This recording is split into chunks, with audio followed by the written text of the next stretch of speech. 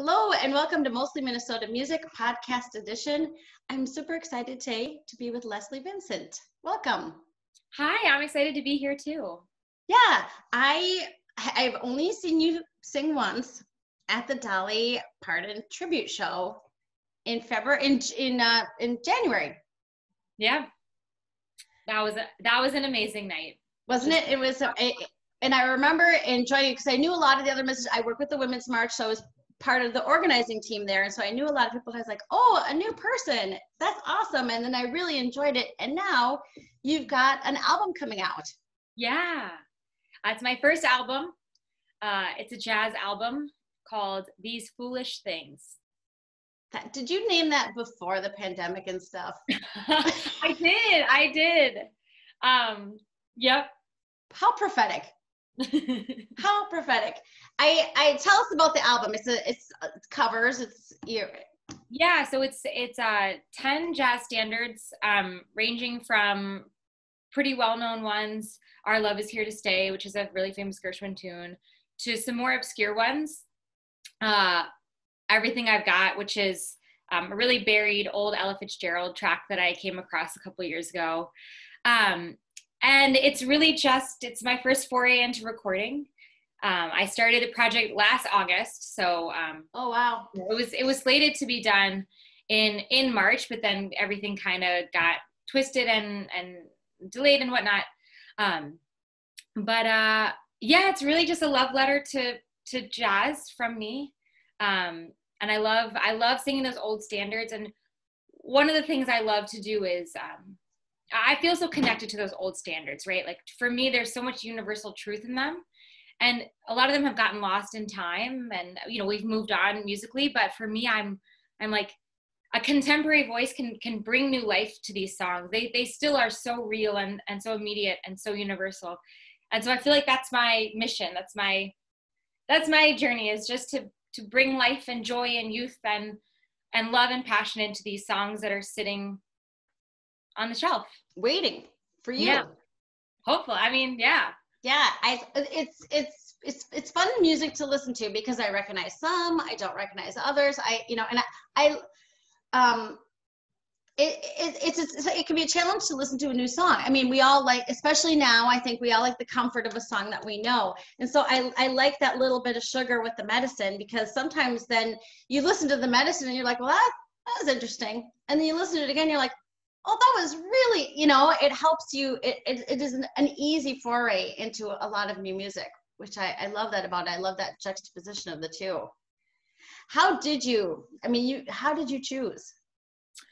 So George Maurer, who is the keys player, music director, arranger, dear personal friend, he's really the one who pushed me to do this project.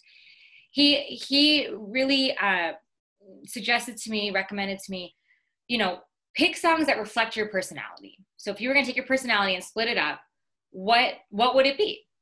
And so that's really how I approached it. So some of the songs are songs that he and I have sung together for years, that I just love our version, and I put that on there. But then, I wanted it to be like a range of womanhood, right? So flirty and cute to, Everything I Got is really snarky and mean. And then, some of the ballads are just more raw and emotional and vulnerable. So I really try to put myself and my perspectives in each song. And then Moon River I put Moon River on. I thought a lot about, it's probably the most cliche song on the album, and I thought a lot about, but it reminds me of my grandmother so much. I feel like that's very much her song and her world. And I was like, you know what? I just want to put it on for her. And so it's just me and the ukulele singing to her.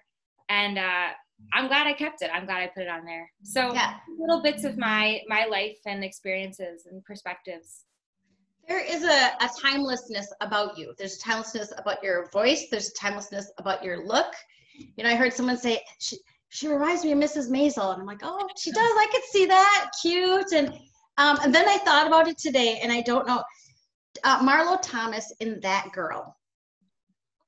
No, because you're gonna have to look it up now. It's an ultra, and it predates me by a little bit. I think I would have watched it as a little kid in reruns, but Marlo Thomas as that girl.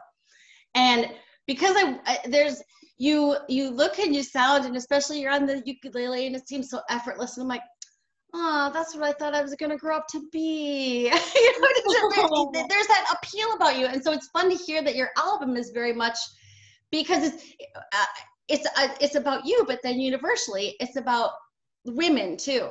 Yeah. And I always think the more specific you get about something, the more universal it becomes in a way, because, well, my grandma's song wasn't Moon River, it was Tiny Bubbles. I like your grandma so much already. Yeah, exactly. That's on the one side. On the other side, I'm sure it was something Irish. It's just, but it does. We're like, it's just, and I love that appeal of it. It's fascinating. Fascinating. And you have an interesting background. This may be your first album, but this isn't your first rodeo. You have a lot of performing background. I do. Yeah. So it's interesting doing these interviews because I started as a theater performer. I thought I would always be a theater performer.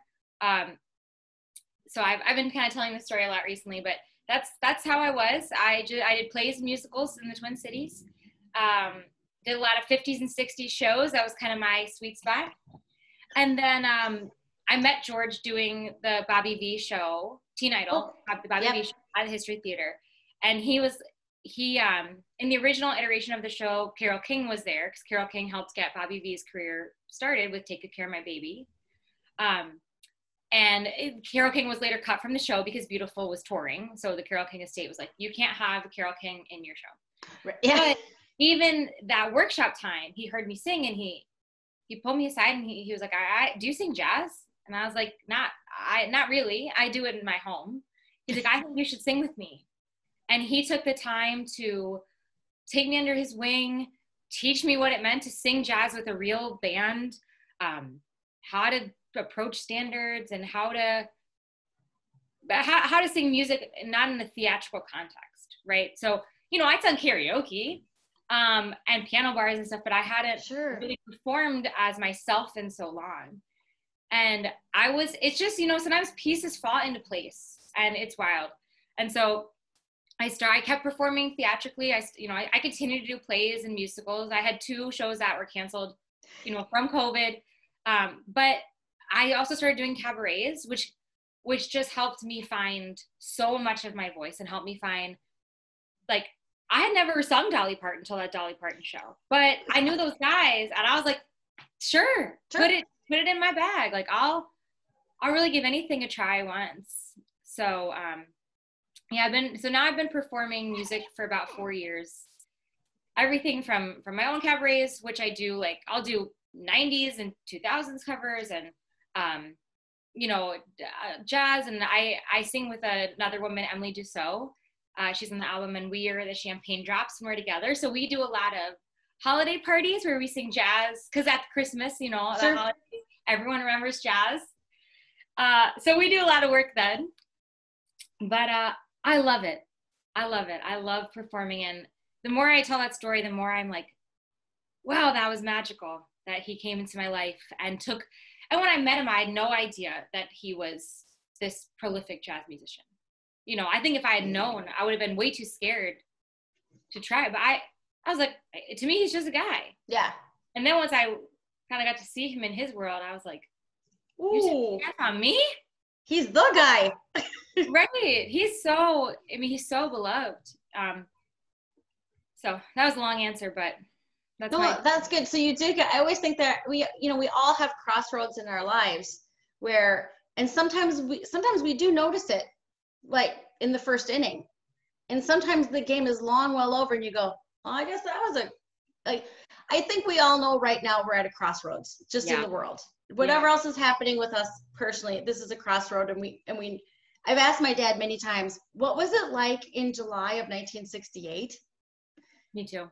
It's really, how is this? Well, you can watch That Girl and then you'll know, but that is that vintage. So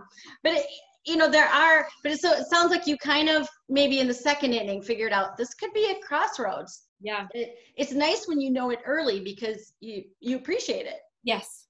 Yeah. But as you say, sometimes it's good when you don't know it too early. Yeah. So though you're not talking to the person, you know. Yeah, and you don't sabotage yourself. You know, Right. almost like when you just take that blind leap, you're just you just kind of go for it, and it's wild. And it's a fantastic way to kind of segue into music. So that's awesome. I'm asking a question I kind of know the answer to. Obviously, live shows have been a little bit on ice for a while. Have you been able to play at all? Yeah, so I do a weekly ukulele show every Monday at 7. I do really all kinds of songs. I take requests, so people put requests in a Spotify playlist, and I learn them. I do. I have a lot of my hardcore fans are of the 80s, so I try to put in like some 80s stuff for them, 90s stuff for me, and I try not to curse too much because sometimes my grandma watches it. But it's a good time. It's wild because, you know, people that could never have seen me perform, some of my best friends who live far away, you know, they don't see me perform, and now they get to watch it, and it's like really helped reestablish some connections in my life, which is beautiful. Nice. And I've learned so many songs. I've been doing it since we started, so March, whatever day that was. Yeah. And so, man, I just learned so many. Have a good time. I love that. I was obviously that's what I was leading to, because I just think that's such a fun idea. What has been the strangest or the hardest request so people ask in advance? Mm-hmm. So it's not exactly stump the chump at the site, you know. Like. No, I'm not that good at all. But no, it usually takes me a while. But the wildest request I got was it's an Elvis Costello song called God's Comic, and it was one of my best friends, his wife. Oh. And so one of my best friends, Josh, I always do songs for him, right? He's such a dear friend. And his wife requested the song, and I was like, how can I not do it? And that song is so hard. It literally took me a month. But once I had it, because I want to do it right, you know, I was like, if I'm going to do it. And so I did it, and I fell in love with that song. Yay. It's a good one. Well, it is. As I said, the first time you learn, you know, and it's like, oh, it's foreign, and then once you know it, but what a sense of accomplishment. Yeah. Well, what a fantastic way to keep yourself up. I mean, yeah. I mean, my musical skills have never been better because I'm just able to practice so much. That's fantastic. Yeah. Do you write any original music yourself? Have you? I do. I write what I call like silly songs. I don't really call them that. I mean, I do. It just, all the songs I write, I think, are pretty stupid. They're always really about something specific and silly, but I love writing them. And then I write a lot with Emily in the Champagne Drops. We write. She's a really prolific writer, so I think our stuff is a lot more grounded and beautiful. And I like to write. Like, I wrote a song called "Hannah Always Cries at IKEA" about my friend who always cries at IKEA. That kind of stuff. What would I have to ask? What would drive a person to cry? Does she have small children? Because then I understand. But otherwise, what would drive a person to cry at IKEA? I think it's the overwhelmingness of choice, and I feel like IKEA is a symbol of our relationship growing. So it's like when you take your boyfriend to IKEA, and then you fight over, well, what kind of bed are we gonna have, and what, and then it can easily like make you cry. That's sort of, it's just yeah, when you're nice. Nice. I like that. Yeah, I'm clearly on the other end of that. I'm like, get off that bunk bed, you know. And I'm beyond those stages too. So it's it's a lot more of that. So the show. Tell me more about the show, because you have found an interesting and I think a very good way to play a live show. Yeah. So I'm going to say that again for people who are listening. A live in-person show. Yeah, I mean, we're just super lucky to have Crooners here. So my album release was originally set at Crooners. They've been so gracious in pushing it back and holding things for me. And so they developed this drive-in type show. And I went to one 2 weeks ago to check it out.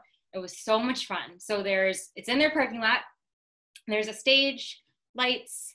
It's looking out on the lake behind them. So it's just gorgeous.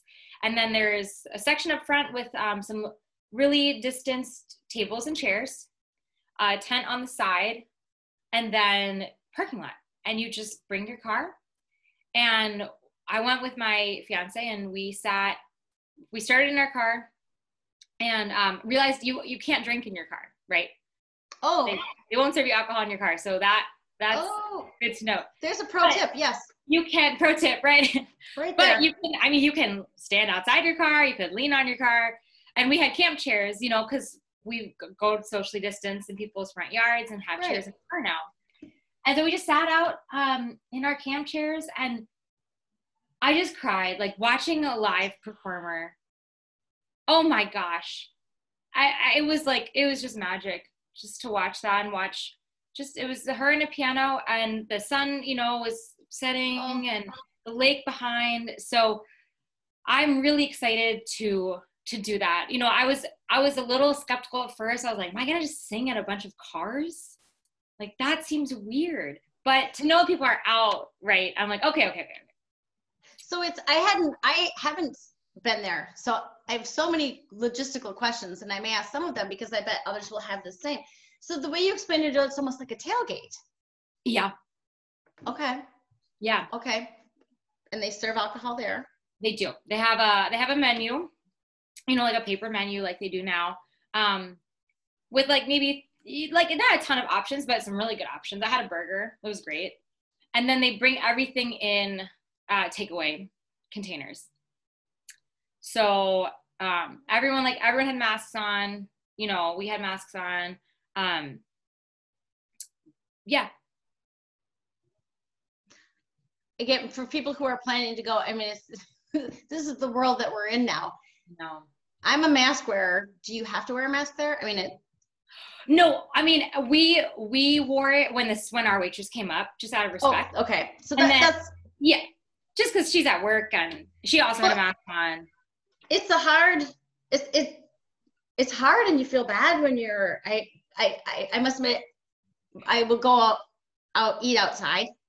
So I've got some sea salt and some places near me where you can eat outside, but it's that combination of you want to be respectful, but it's really hard to get a French fry. For sure. Yeah. And with the way, because the cars are so distant, like we sat on the side of our car, so we weren't really near anyone.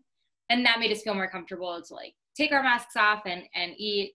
And my partner's pretty hesitant. Like, she did not want to get out of the car. But then when she saw like no one was really there, she was like, all right, I can do this. I'm not, we're outside. And that's the big thing, right? When you're outside, the air is, circulating a lot better than when you're inside. So, yeah. So we got to drink some beer, have a burger. Drink beer, live music, outside. Isn't it fun? I mean, it's one of the things about all this craziness around us is we really are learning to appreciate what we took for granted. Yes. Oh my gosh, sipping a draft beer for the first time in 4 months, I was like, this is the best thing I've ever had. This is it. I don't know why I ever drank wine. You just appreciate it so much. Oh my gosh. It's the best thing.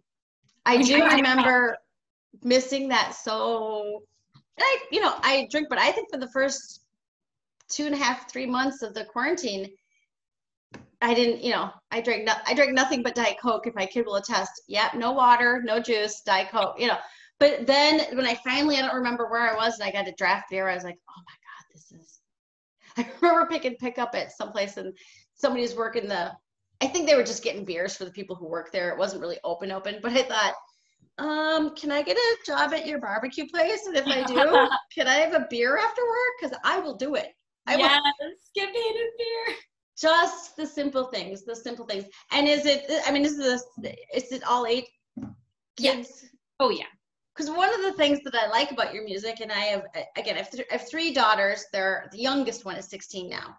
But I used to bring them, the 16-year-old is a caboose kid a little bit. She's a little bit younger than the others. So she's been to see more shows than, but I listen to your music and I think that when the kids were little, they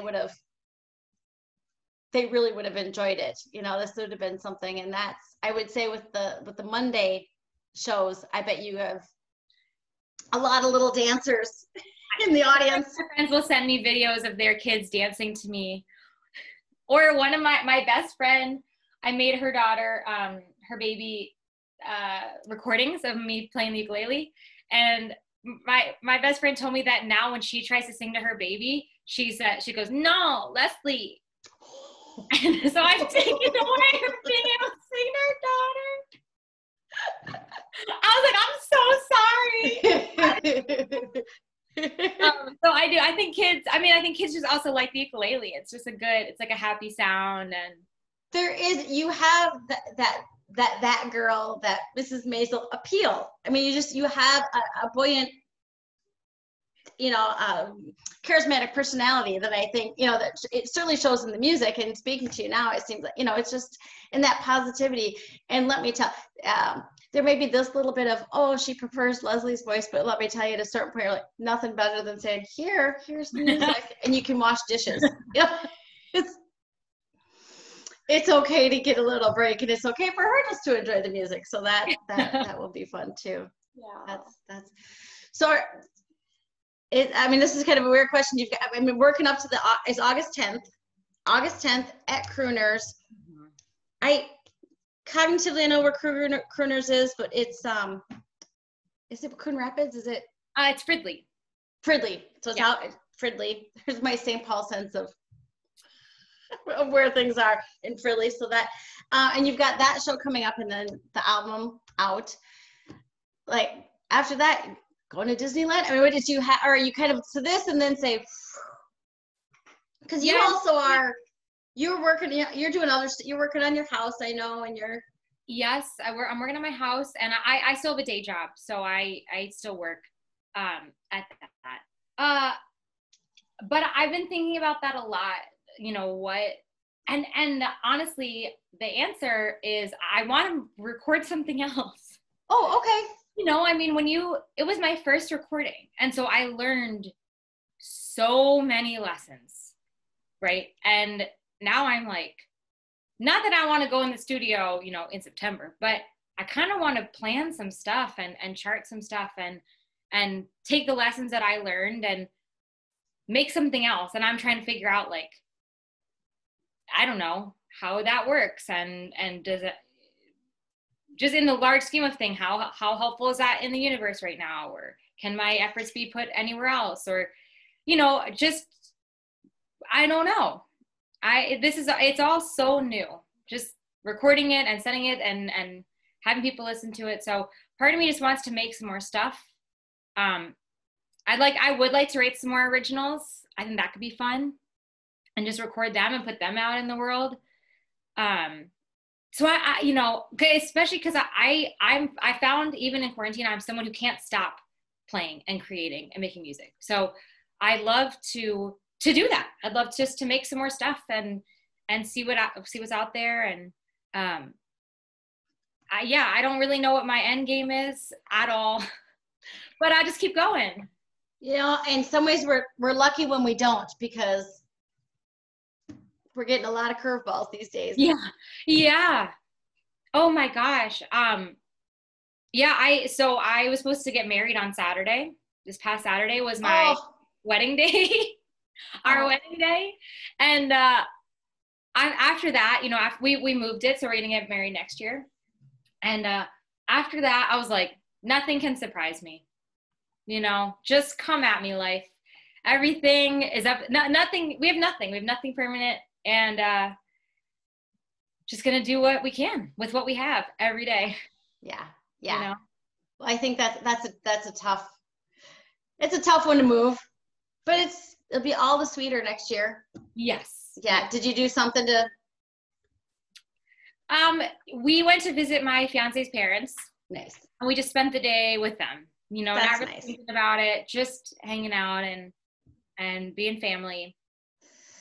It's nice. I mean, it's just everybody, you know, anybody's had a graduation night, a friend whose son got married, what they did is they kind of went the opposite way, and they canceled the wedding and they just got married like that, like the next Tuesday or something, you know, and it's because they couldn't, it was early on, and they, you know, I think then you've got to look at how is that going to affect your other plans. Right. You know, if you were thinking you were going to have kids in the next, or you were going to move somewhere, or you were going to, you know, if this was a stepping stone to.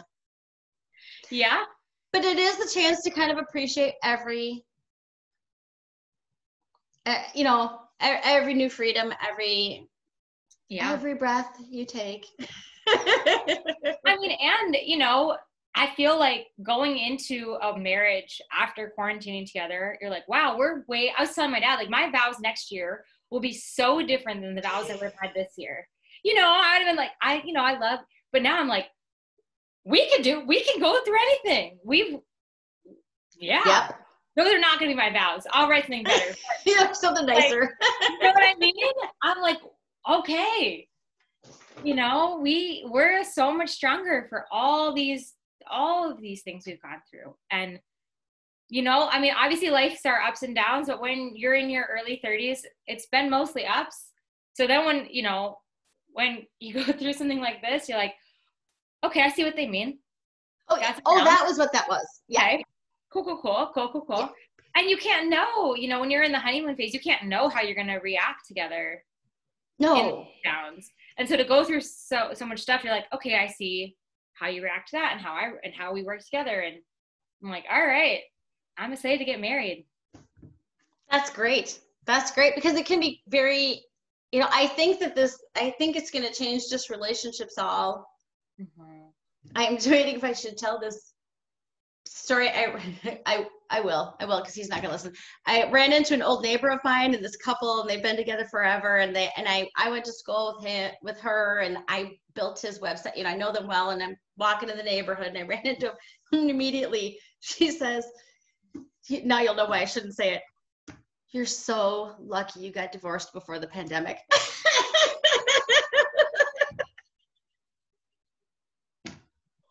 Oh my God. And she's joking, and you can tell that they're in the middle of an argument and that the love is deep.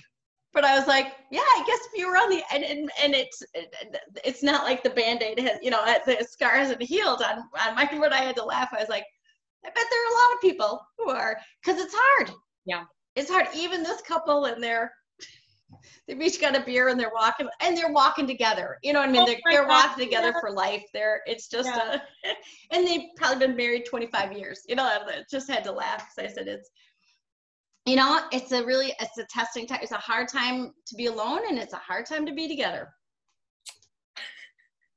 Yeah, I know. I shouldn't have told that. I'll be editing that one out. Things to say, man. Yeah. Oh my gosh, I love it. All right, so now I better get back to the music. I think you should play more music. I think you should. I'm so glad you're putting the music out now. I'm glad that people are starting to put out music now. I think that as a music fan, we are hungry for it. We need it. You know, and I think what I love about bringing back the old jazz standards is that I think that there's a reminder that this isn't the first pandemic in the world. Yeah. You know, this isn't the first, like, we are resilient. Yeah. We are resilient, you know, and hearing some of the old songs and saying, okay, so many of the original singers of your songs are no longer with us, but life goes on. Yeah. So that's you know, I've thought a lot about when I'm looking at these songs, you know, I'm researching the composers and lyricists and singers and, you know, the versions that have really stood the test of time. One of my songs, My Baby Just Cares For Me, was covered by Usher, and I was like, what?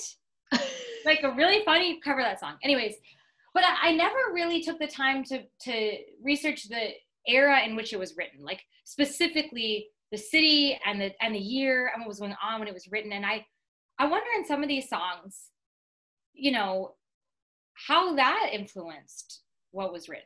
Pat, you know, you've got yourself a PhD dissertation there. Dude, if I could, I would. I love this stuff. I love this stuff. You and me both. If I had any business, I got more degrees than I use. I don't need it, but that's fascinating. Yeah. Yeah. So this is a weird story to tell, but I'll just tell it. So now that we're there. Yeah, exactly. So I emailed one of my favorite jazz musicians because I was like, maybe he'll listen to my album, and he did, and he wrote back and he was, I loved it, and all these compliments. He's like, I do have some notes, and I was like, my heart like just dropped, and I was like, oh my god, I should have never emailed him. And one of his notes was, I'm really tired of people covering the Nina Simone version of My Baby Just Cares for Me, because it's so different from the original, and all the covers just sound like a copy of her version. And for me, I was like, that's the only version besides the Usher version that I came across. That's the only version that I've really known and that I've loved, right? Like I connected to that version. Right. And I went back and I found the original, which I was like, I'm kind of mortified that I hadn't done that before, but I just had been like, for me, this is the original. And the original is late 1920s, I think. Oh. And it's so different. Melodically, it's so different. Huh. And to think that she recorded it like 20, 30 years later, and then that became the definitive version, right? Like if that happened today, let's say like Rehab came out, right? And whatever, 2000. And then in 2036, someone recovers Rehab, and then that's the version that we know forever. Yeah. Right? Like, that's crazy. That's crazy that someone wrote a song and then someone just sang it in a different way, and that's the version we knew. So I was like, if I do make a second album, or when I make a second album, that'd be so cool to do that song and then pay homage to like its original intention. And why did it change so much? And there's so many, and that's the beauty of standards, right? Like they get to be played with, and you get your own interpretations of them. But how does the time that they're in influence who records them and how they're recorded and the other sounds of that time, right? We think of standards all happening at the same time, but it's actually a huge amount of time with other musical influences coming in and what's trendy and what's not. And the other one was The Nearness of You. He's like, I don't like how you sing the bridge. And I was like, that makes sense, because the way I sing the bridge is a la Norah Jones, because to me, that's the version I connect with the most, and I love it. But makes sense that Norah Jones didn't go, if you listen to the original, there's some more funky chords. And it makes sense when you look at her album, the Come Away With Me album, that she didn't do that, because it wasn't a jazz album. That was like the jazziest it really got. So context, I'm like on this journey of like, wow, like, and I probably sound so dumb, but no, context is so key, and there's so much to unearth for each of these songs and each of these artists, and then the composers and lyricists and producers and the albums, companies that were making them. And I just want to do more. I do want to write my PhD dissertation in it all and then make an album that's like, I feel like I have to put my hair up and admit something to you. Now I look the part. So I have a master's degree in library science. I would absolutely help you do research on anything you wanted research on. It's funny, what I do is totally unrelated, but I find that sort of stuff fascinating. It's I don't know why I'm reminded, one paper I did in library school is the reputation and the connotation and everything of Playboy magazine through the years, of how it would, and to see and so doing that with a song, you take something iconic like that, and at this time it's in favor, and this time it means this thing, and this time it means this thing, and this time it means this thing. It was, it's very, now a few years down the line, I might have picked Ms. Magazine, but Ms. Magazine doesn't have the same depth, Yeah. Don't. I'm going to edit that, and instead of Playboy, I'm going to put Ms. So but Yeah, if you need help with anything like that, you just let me know. I'll call you up. I could spend all day on that. I think it's fast. I mean, I just think it's fascinating, and I think, I mean, it would be an onion that you would peel back. Yeah. And the question is, yeah. And then you have to say, okay, so now that I know all this, how does that influence what I as an individual want to do, right? Right. But you can be armored with so much more knowledge and so much more thoughtfulness. And, you know, and then I always wonder, like, who is listening to jazz these days? Does anyone care? But releasing this album, people do care. You know, it's certainly not the music that my friends listen to, although they're very supportive and bought it. But then I get messages from people that are like, why did you choose this? And I love this. And I found you on this way. And I've sent them like all over the world. Not that I'm anything, but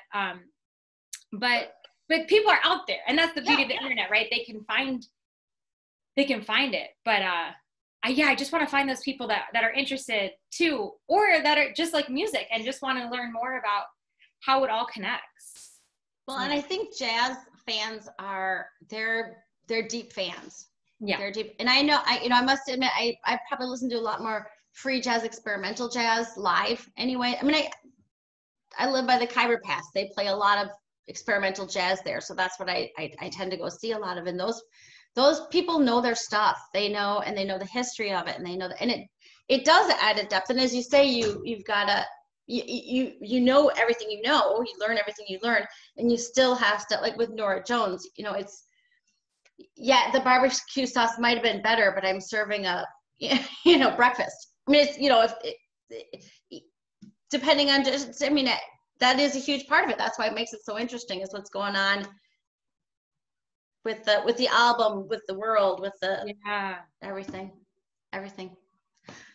All right, so you just keep my number when you need a researcher. That'll be something. Normally I write about technology, so believe me, I can take a break from music. Oh my gosh, it sounds so fun. I know, honestly, yes, we'll have to make that work. And now I'm looking, and I know you have a day job and a house to rehab and lots and lots of stuff too, and a show to get ready for. So please let people know where they can find you online, and remind us of the details of the show. So I'm online at lesliedellavincent.com. It's my website. And then the show is Friday, August 10th. Friday. Why did I say that? I was just going to say, gosh, I thought it was Monday. I don't know why I said that. Monday, August 10th, 7 p.m. at Crooners in Fridley. Bring your own car. I know. And we know the pro tips, it's kind of like tailgating, and it's COVID time. So it may be a Monday, but we can pretend it's Friday, because honestly, what's the difference? There's no difference. Yeah. We're just going to party like it's a day.